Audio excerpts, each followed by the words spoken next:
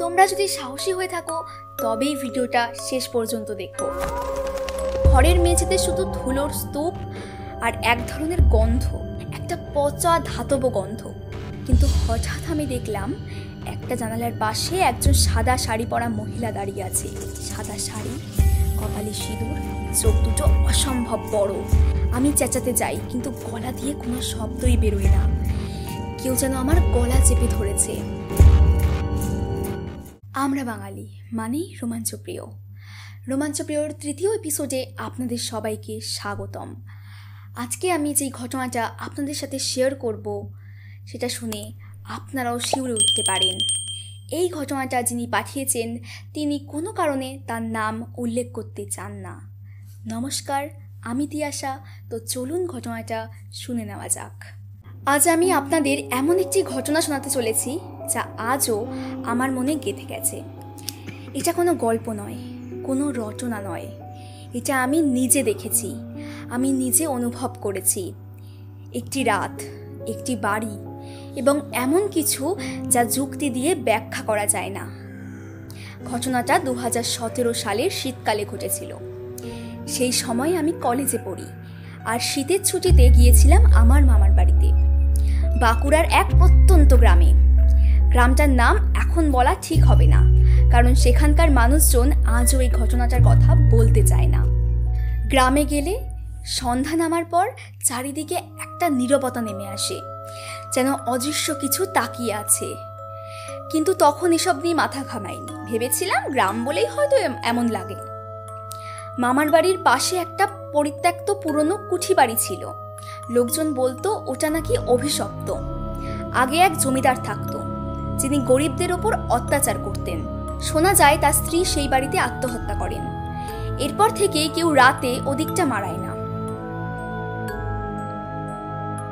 একদিন দুপুরবেলা আমি, আমার কাজিন অরিজিৎ আর দুই বন্ধু ওই বাড়ির ভেতরে ঢোকার সিদ্ধান্ত নিই।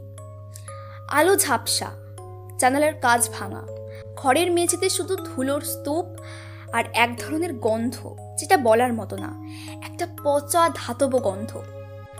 আমরা প্রথমে মজা করছিলাম, হাসাহাসি করছিলাম, কিন্তু হঠাৎ আমি দেখলাম একটা জানালার পাশে একজন সাদা শাড়ি পরা মহিলা দাঁড়িয়ে আছে, নিঃশব্দে তাকিয়ে আছে আমার দিকে। আমি চেঁচিয়ে উঠি, কিন্তু বাকিরা কিছুই বলেনি বা কিছুই দেখেনি। ওরা বলল হয়তো আমি কিছু ভুল দেখেছি, তবে আমি জানি আমি স্পষ্ট দেখেছিলাম। সন্ধে নামার কিছু আগেই আমরা সেখান থেকে বেরিয়ে আসি, কিন্তু সেই রাত, যেই রাতটা ভোলার মতো নয়। রাত 2টো নাগাদ আমার ঘুম ভেঙে যায়। কেমন একটা শব্দ, যেন কেউ ঘরের বাইরে হাঁটছে, খচখচ শব্দ।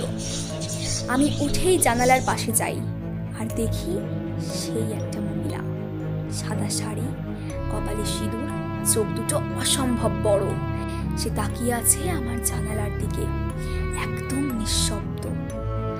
আমি একবার চোখ বন্ধ করি, আবার খুলি, কেউ নেই। কিন্তু ঘরে তখন ঠান্ডা, যেন বরফ পড়ছে আর গলার ভেতরটা শুকিয়ে আসে। সবচেয়ে ভয়ের মুহূর্ত আসে যখন আমি দরজার নিচ দিয়ে দেখলাম বাইরের আলোতে একটা ছায়া পড়ছে, যেন কেউ ঠিক দরজার সামনে দাঁড়িয়ে আছে, আর একটু হলেই ঢুকে যাবে। আমি চেঁচাতে যাই কিন্তু গলা দিয়ে কোনো শব্দই বেরোয় না। কেউ যেন আমার গলা চেপে ধরেছে। পরদিন সকালে আমি কাউকে কিছু বলিনি, কিন্তু আমার মামিমা এসে বললেন রাতে কেউ দরজার সামনে দাঁড়িয়েছিল, জানি তো, ও তোমাকেই খুঁজছিল। আমার হাড় কাঁপে সেই কথা শুনে। তিনি জানালেন বহু বছর আগে এই একই জায়গায় এক কিশোর মারা যায়, যে ওই কুঠি বাড়ির গল্প শুনে সেখানে গিয়েছিল আর ফেরেনি। লোকমুখে শোনা যায় সেই মহিলা আত্মা আজও অপেক্ষা করে নতুন কাউকে সঙ্গে নেবার জন্য। সেই দিন থেকে আমি আর কখনো সন্ধ্যের পর একা থাকি না, আর সেই গ্রামের দিকে পা রাখিনি। বন্ধুরা, আমি জানি অনেকেই বলবেন এসব কল্পনা, অলীক চিন্তা, কিন্তু সেই অনুভবটা, সেই ঠান্ডা হাওয়া, সেই দৃষ্টি, এগুলো আমি নিজে দেখেছি, অনুভব করেছি। এই ঘটনা আজও আমাকে তাড়া করে বেড়ায়। আজকে আমরা যে ঘটনাটা শুনে নিলাম সেটা কিন্তু যথেষ্ট ভয়ঙ্কর এবং গা শিউরে ওঠার মতো ঘটনা। আমি জানি এই ঘটনাটা শোনার পর তোমাদেরও মনে তোমাদের সাথে ঘটে যাওয়া কোনো ঘটনা মনে পড়তে পারে, তাহলে আর দেরি করছো কেন? আমাদের romanchaprio25@gmail.com তাড়াতাড়ি মেল করো, সেখানে তোমাদের সাথে ঘটে যাওয়া ঘটনা পাঠাতে পারো। আজকের ভিডিওটা তোমাদের কেমন লাগলো সেটা অবশ্যই কমেন্ট করে জানিও, আর তুমি কোথা থেকে দেখছো সেটাও কমেন্ট করে জানিও।